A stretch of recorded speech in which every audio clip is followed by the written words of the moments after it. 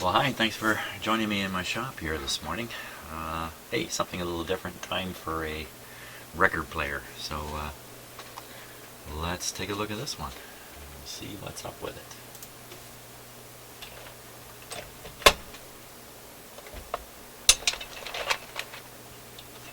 Oh, comes right off. Yikes. It's a pretty busy looking thing there.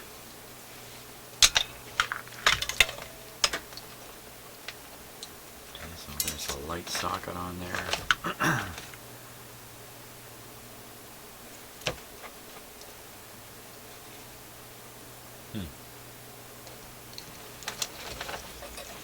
Okay, this has come with it for a reason. Let's see what else is going on here.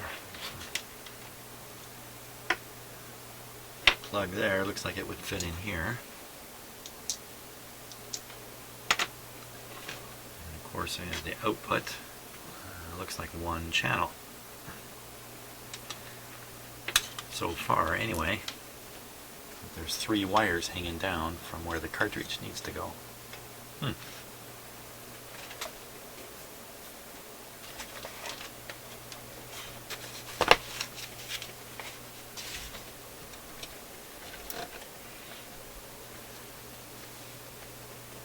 Well, it's pretty heavily lubricated back here.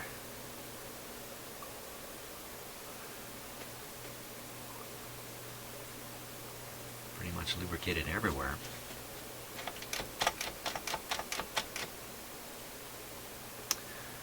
So, if you were first order of business, since it looks like it's already been mechanically maintained,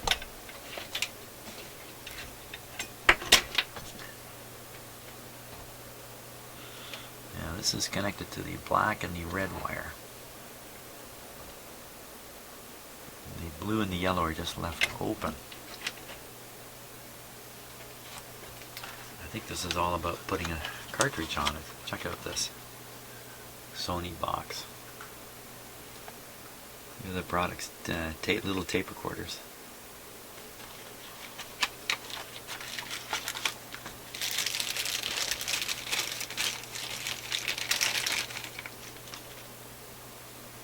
So there's the cartridge. Oh. Not much holding the cartridge protector on at all. Single hole. Single hole. Okay. Should be fairly straightforward. This is a stereo cartridge.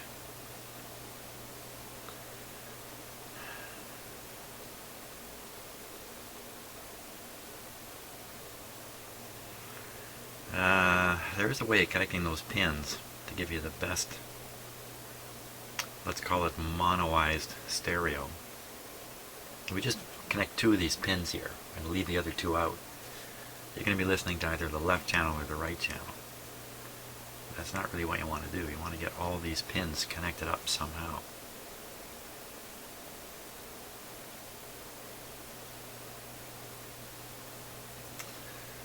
So I think it's probably just a simple matter of paralleling the left and right channels. There's a couple little jumper wires down in here.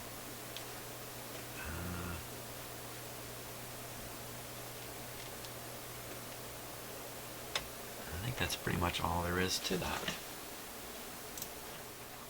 Okay, so I've got the cartridge and I've got the piece of wire I'm going to use to short some of the pins out on the back. And let's see what it says there. It says right, left. I think I see the letter E in there. Very hard to see in the camera. E down here. Yeah, right, left, E at the bottom. E probably stands for Earth. It's probably a British made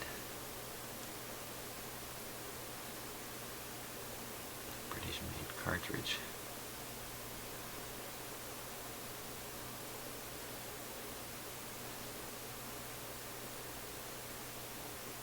While I'm doing this, I got to stay conscious to not damage the stylus by accidentally kind of forgetting about it.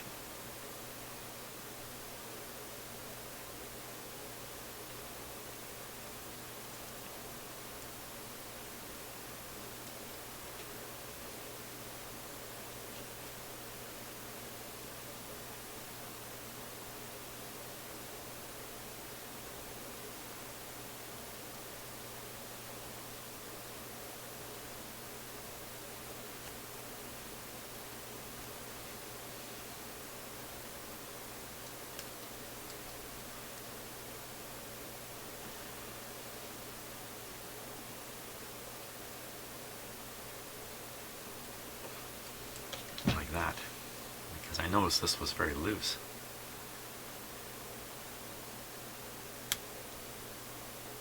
And I'll take the needle right out.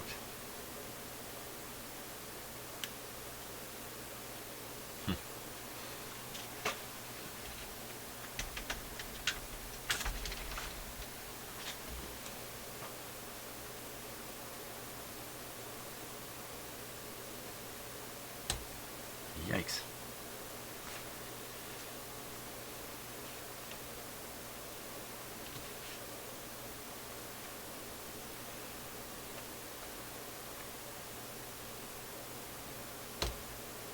Okay, well, I won't take the needle right out.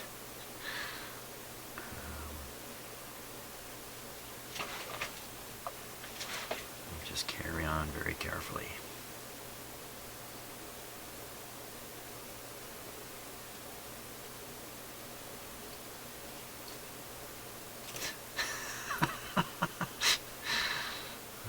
Okay. So you're going to be that way, are you?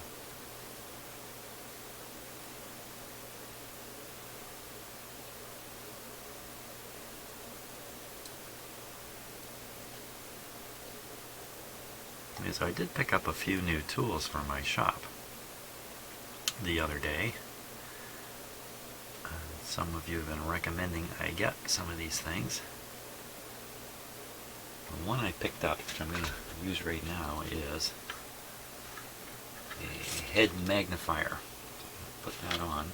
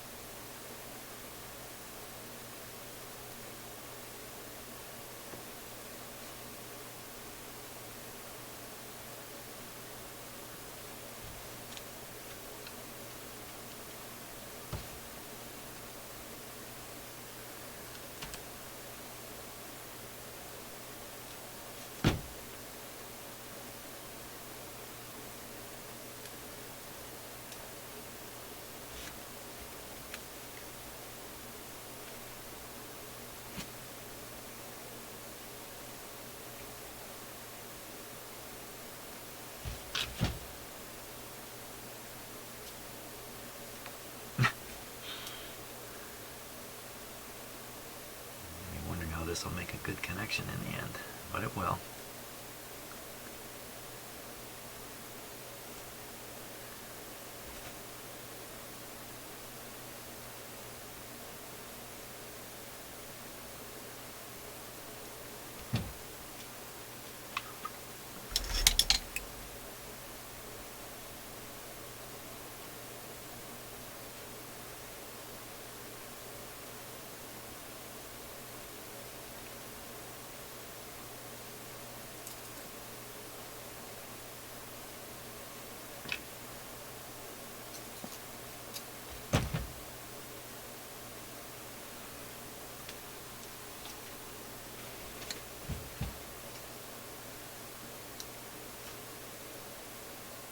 Push on the actual wires onto these pins. That should lock this stuff down.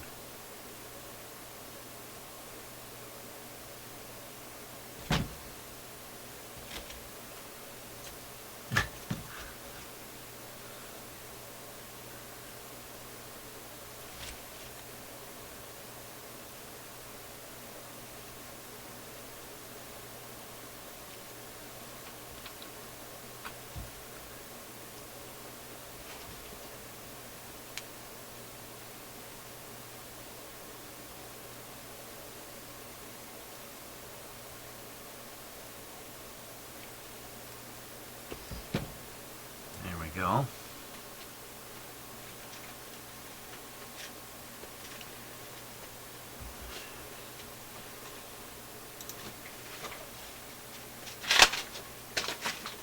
Okay, who's hidden away my cutters here?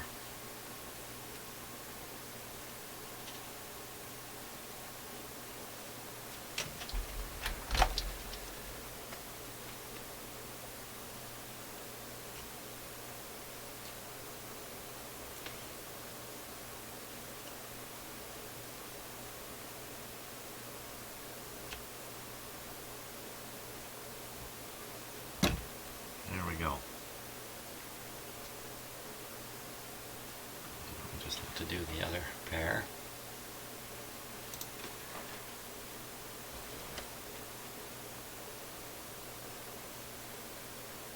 Oh.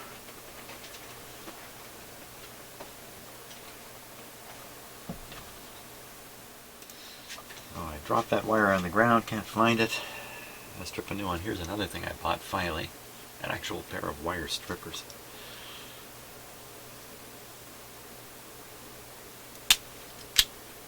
Nope, cut right through the wire.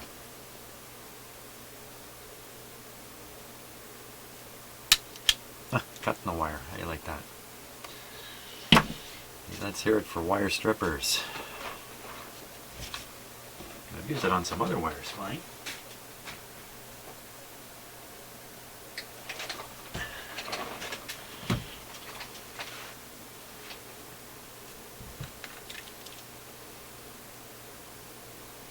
Maybe I have to develop a bit of skill with it.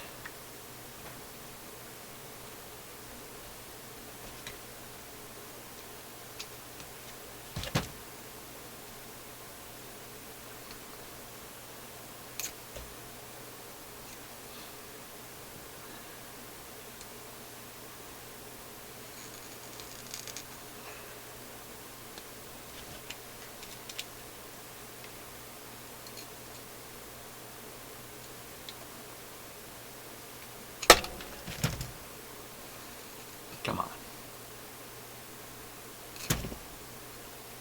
There we go.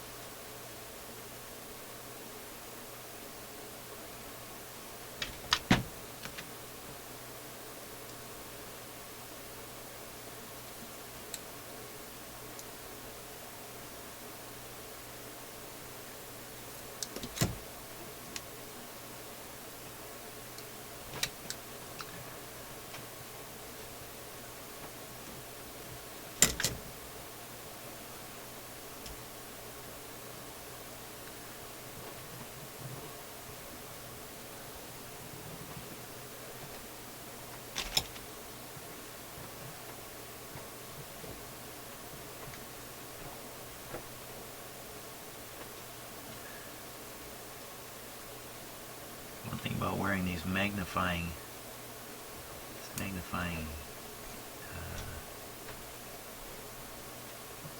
headband, I guess you would call it, is you can't be looking. What happened there? Oh, the wire broke. Probably the way I probably nicked it when I was trimming it there. A little worried about that.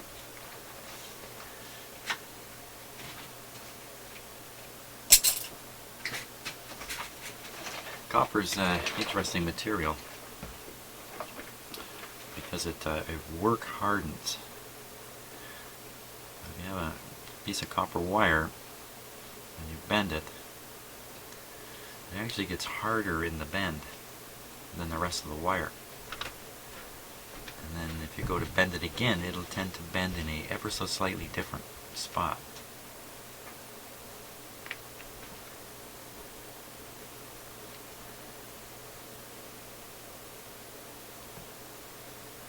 And by doing that, it makes it very hard, it makes it very resilient to being bent.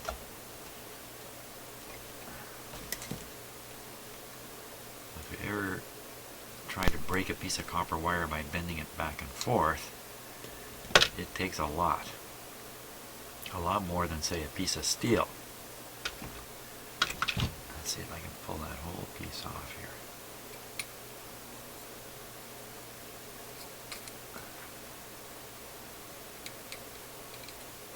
There we go. Pretty sure I didn't nick it that time. But on the other hand, if you nick a copper wire, it's probably true of most materials used in making wire, if you nick it, then the wire can break at the nick very easily. Typically when you're taking insulation off a wire, you can nick it right at the end of the insulation after you remove some.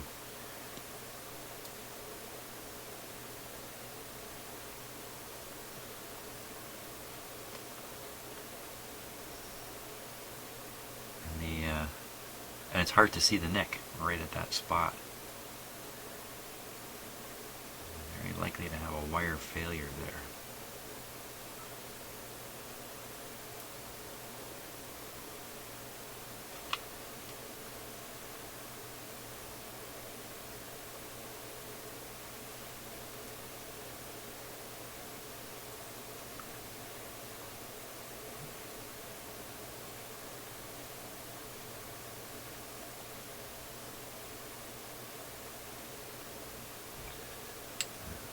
Tight.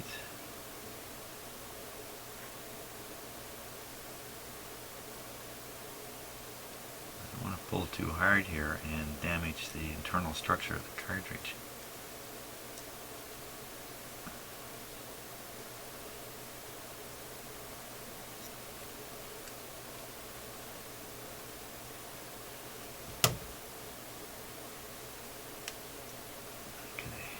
See if we can twist this one up without it breaking.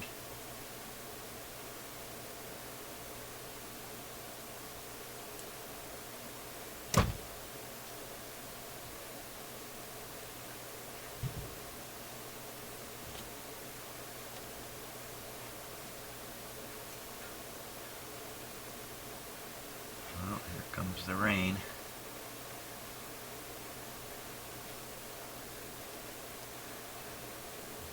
Hear it striking my furnace chimney. Don't know if that comes across on the video or not.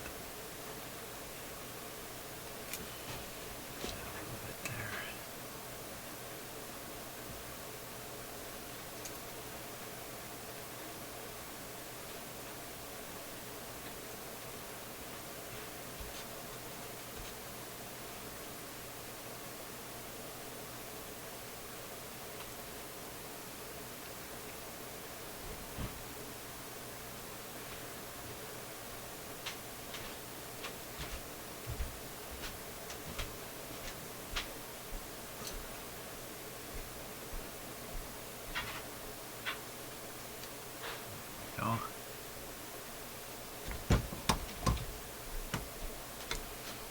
Instant mono cartridge.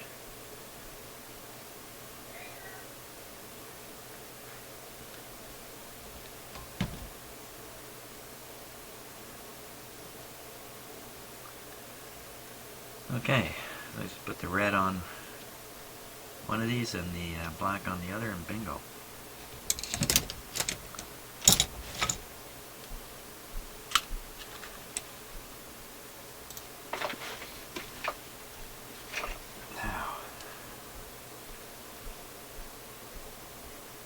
That's a threaded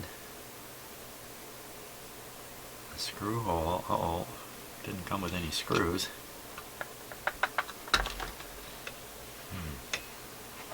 That would be a good time to fit it in too and see if it's actually going to work. Should have maybe done that right off the bat here. Go away.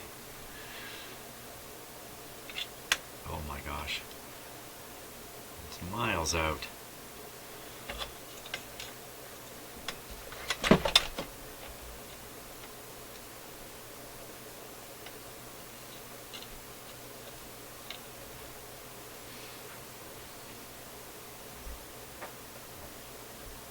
Come in right through that main screw.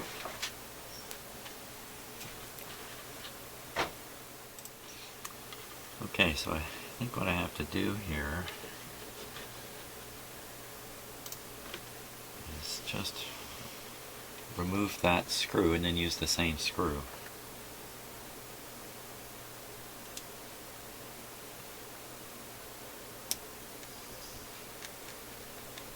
Hopefully get that same screw.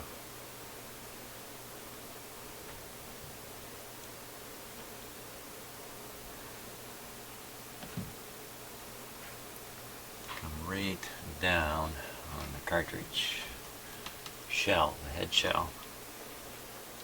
What am I saying? I'm not, hopefully it's big enough to protrude. Wow.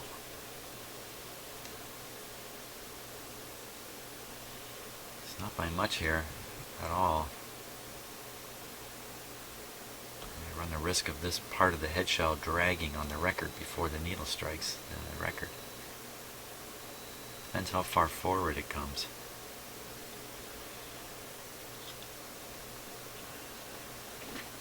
Let me take a look here and see.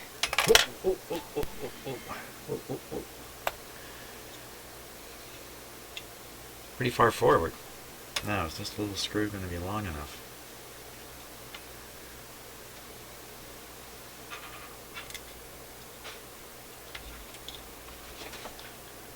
Not like that, it won't.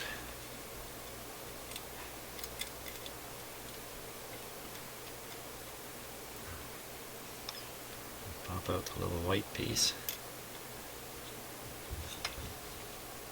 That should do it.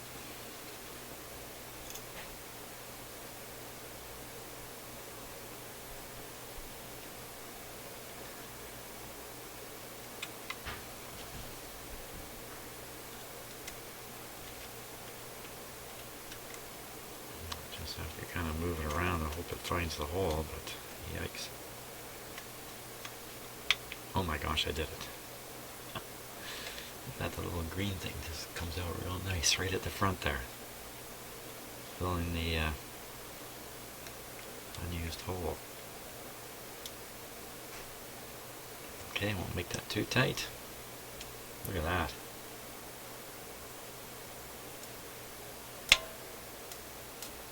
Not too bad. Should be an adjustment. I can adjust the weight of the cartridge.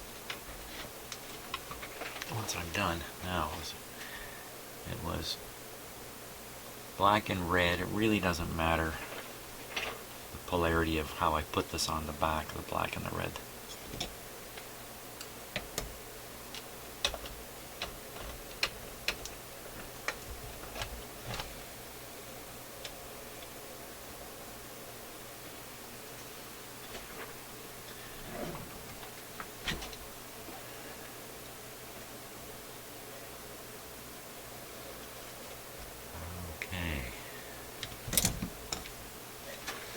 Might have been better. Wait a minute, let me swing this around here. It's a little more convenient.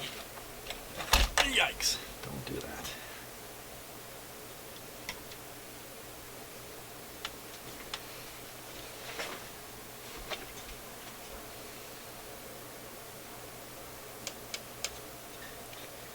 Might have been easier to put these on with the cartridge off. You know, it's always a debatable deal. There we go. That was pretty easy. Nice, felt nice, nice grip to it. Not so much with that one. Let's try it over here. There we go.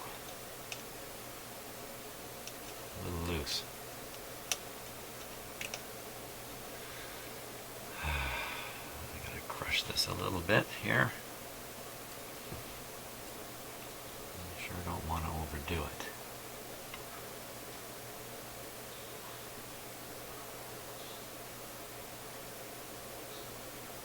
Doesn't take much. It's pretty fragile, flimsy stuff in there. Now, just so you can see some technique here, it may not be apparent. See my thumb? I put it there like that. I'm going to use it as a fulcrum to lever the tool. You get good power and great control over things. See that? Not try to freehand it. Now this yellow one is not going anywhere. Maybe I'll slip it on the other pin here. Just to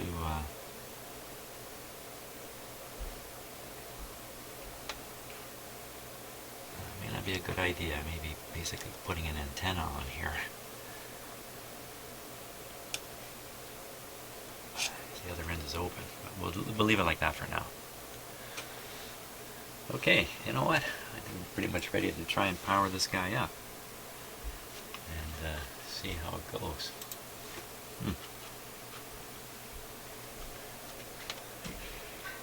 Now it's got the cartridge on it. We want to be careful. Oh, I got to change the weight here and get it a little bit heavier.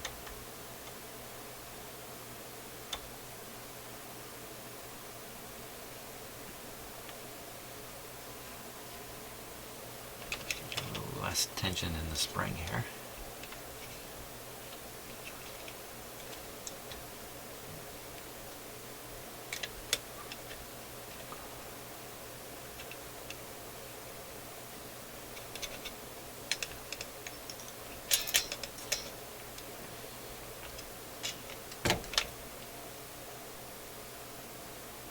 That's good for a start.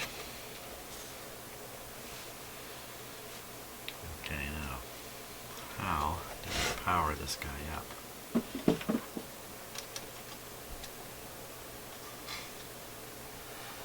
would appear that he's powered up from this.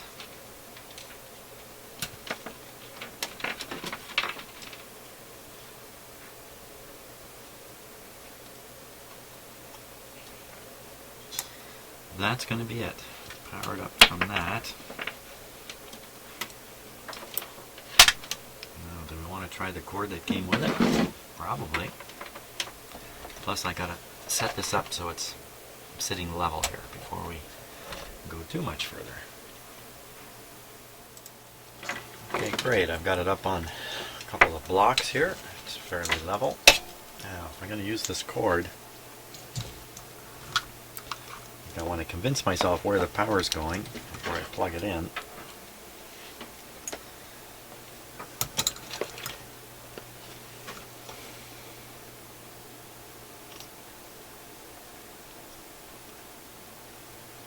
Ugh, it's all greasy. So it goes in there. Oh my. There's probably some low voltage coming back out here for this light. What are these? Ah man, if I plug this cord in, maybe there's going to be 120 volts there. You know what? I think I'll avoid using this cord. And I'll just plug it in with my all-around cheater cord.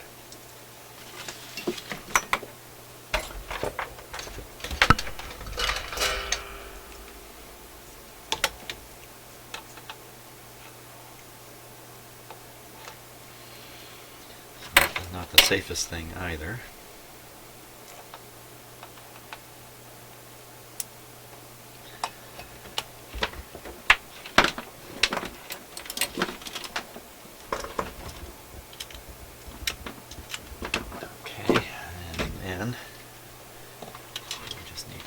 Put in the output wire here. Put it right there.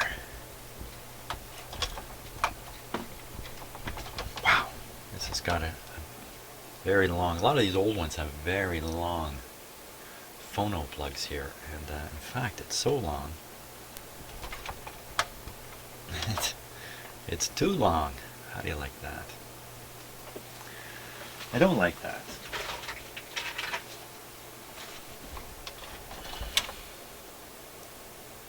There we go. Okay, so this is going into the auxiliary input on my large shop receiver, which I will switch on here.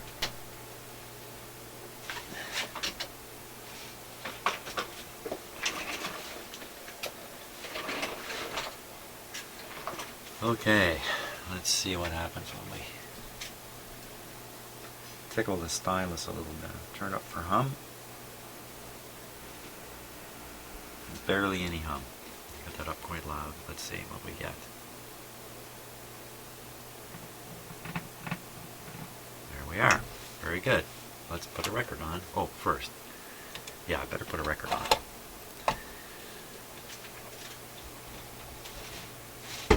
It's just a little safer to operate the record player with a record on, so you don't drop the needle down onto the ladder by accident. Okay, we're set to 33. Oh, I gotta turn the power on. My usual mistake. Okay, put it on restricted.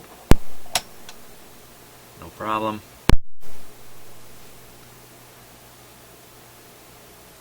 Hard to see in the camera, but this is turning.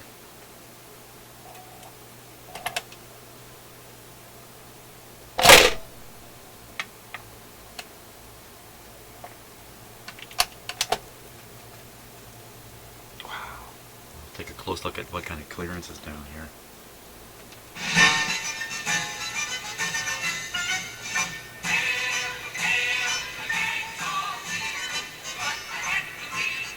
I don't care.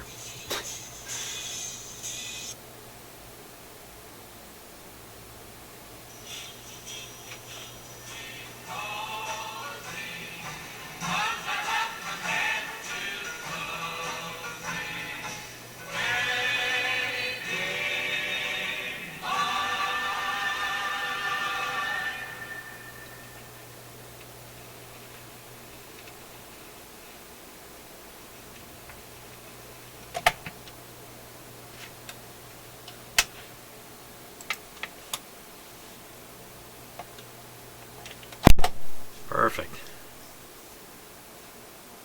Now we'll leave the arm down. It should go up at this, determine there's no record, and just set back down again.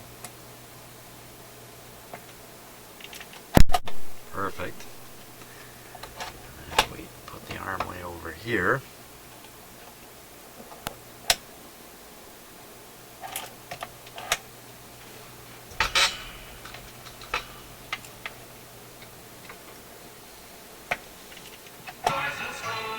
Now it came all the way into here. Yeah. It came all the way over to here because this lever was not struck. This is the lever that detects the 12-inch record. So that's fine. I'm just gonna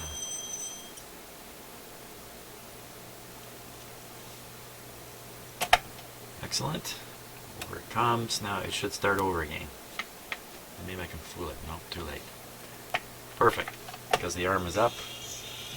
The over arm is up. Right here. The record player thinks there's another record to play all the time. Now we'll see if I put this here, let it drop all the way down. It should tell the record player there's no more records. And it should just shut off.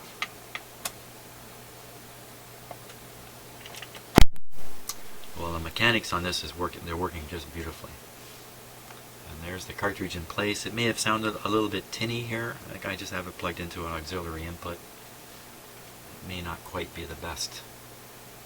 When it's plugged into its proper phono input, the tonal quality may be better. Hey, that's great. Before something bad happens, I'll lock that. And what are we left with doing? I don't think there's anything left to do. Oh, the weight. We should check the weight. We should check the weight. Oh, that's interesting. I've got a new way to check the weight. Let's see if I can make this work. Okay, so I saw this scale at a yard sale and decided I would pick it up. Like, they never took off the plastic to it. How do you like that? Looks like new now. And it's kind of an awkward size, but I'm thinking I can probably take it apart and shrink it up and make a little module out of it. But for now, I'm going to try to use it in its full size here. See if we can't measure the weight. I know it's not the right height. Nothing is right about this. Nothing is right about it. There we go.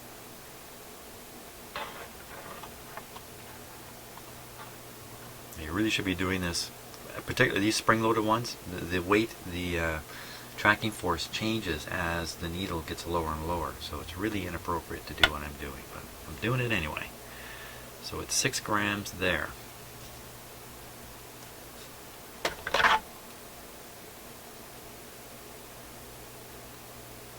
It really feels about the same all the way down to right in the record range. But see, I can't get this in there to test it. But I would say, if anything, it's 1 gram less, 5 grams. And, you know, that's right in the ballpark for this kind of cartridge. Usually they're between 2 and 8 grams or something of that sort. So I think that's good. In fact, I think that might even rank as very good. Whoever did the mechanical maintenance did a nice job on it. That's not going to go on there anymore. And what was this? This is a UA14.